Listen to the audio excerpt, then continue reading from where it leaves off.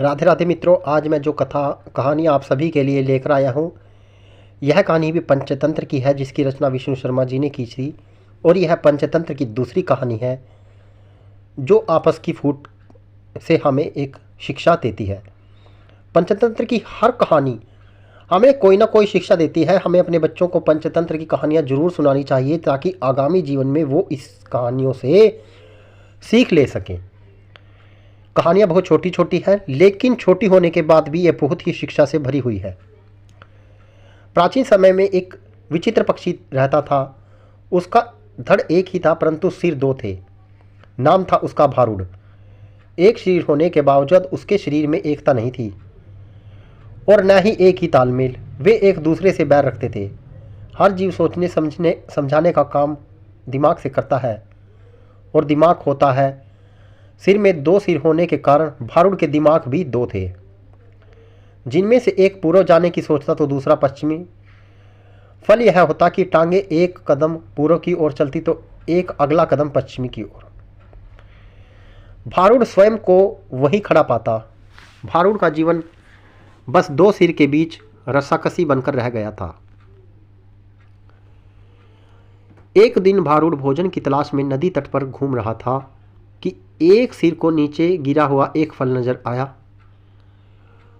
उसने चोंच मारकर उसे चक्कर देखा तो जीभ चटकाने लगा। वाह, ऐसा स्वादिष्ट फल तो मैंने आज तक कभी नहीं खाया।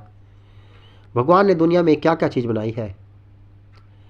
अच्छा, जरा मैं भी चक्कर देखूं, कहकर दूसरे ने अपनी चोंच उस फल की ओर बढ़ाई ही थी कि पहले सिर ने झटकर दूसरे सिर को दूर फेंका और बोला, अपनी गंदी चोंच इस फल से दूर ही रख।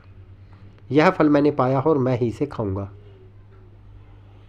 अरे, हम दोनों एक ही शरीर के भाग हैं। खाने पीने की चीज़ें तो हमें बांटकर खानी चाहिए। दूसरे सिर ने दलील दी। पहला सिर कहने लगा, ठीक है, हम एक शरीर के भाग हैं, पेट हमारा एक ही है।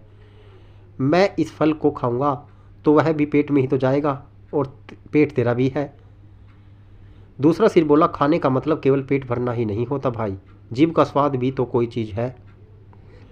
तबीयत को संतुष्टि तो जीभ से ही तो मिलती है। खाने का असली मज़ा तो मुंह से ही है, मुंह में ही है। पहला सिर सुनकर चिढ़ाने वाले स्वर में बोला, मैंने तेरी जीभ और खाने के मज़े का ठेका थोड़े ही ले रखा है। फल खाने के बाद पेट में डकार आएगी, वह डकार तेरे मुंह से भी निकलेगी, उसी से गुजारा चला लेना। अब ज़्यादा बकवास न कर और मुझे शांति से फल खाने दे। ऐसा कहकर पहला सिर चटकारे ले लेकर फल खाने लगा। इस घटना के बाद दूसरे सिर ने बदला लेने की ठान ली और मौके की तलाश में रहने लगा। कुछ दिन बाद फिर भारुड भोजन की तलाश में घूम रहा था कि दूसरे सिर को नज़र एक फल पर पड़ी। उसे जिस चीज़ की तलाश थी उसे वह मिल गई थी। दूसरा सिर उस फल पर चोंच मारने ही जा रहा था कि पहले सिर ने चीखकर चेतावनी दी, अरे अरे, इस फल को मत खाना। क्या तुझे पता नहीं है कि यह विषैला फल है, इसे खाने पर मृत्यु भी हो सकती है। दूसरा सिर हंसा, हे, तू चुपचाप अपना काम देख। तुझे क्या लेना कि मैं क्या खा रहा हूँ। भूल गया उस दिन की बात। पहले सिर को समझाने की कोशिश की, तूने यह फल खा लिया तो हम दोनों मर जाएंगे। दूसरा सिर से बदला लेने पर उतारू था, बोला, मैंने तेरे मरने जीने का ठेका थोड़ा ही ले रखा है। मैं जो खाना चाहता हूँ वह खाऊंगा, चाहे उसका नतीजा कुछ भी हो। अब मुझे शांति से विषैला फल खाने दे। दूसरे सिर ने सारा विषैला फल खा लिया और भारुड तड़प तड़प कर मर गया। सीख, आपस की फूट सदा ले डूबती है। कि मित्रों, जब हमेशा हमें प्यार से रहना चाहिए, कभी भी किसी से ईर्ष्या नहीं करनी चाहिए। हमें इस कहानी से यह शिक्षा मिलती है कि ईर्ष्या से हमें कोई भी लाभ नहीं होता है सिवाय किसी नुकसान के। मित्रों, यदि वीडियो अच्छी लगे तो इसे शेयर जरूर कीजिएगा।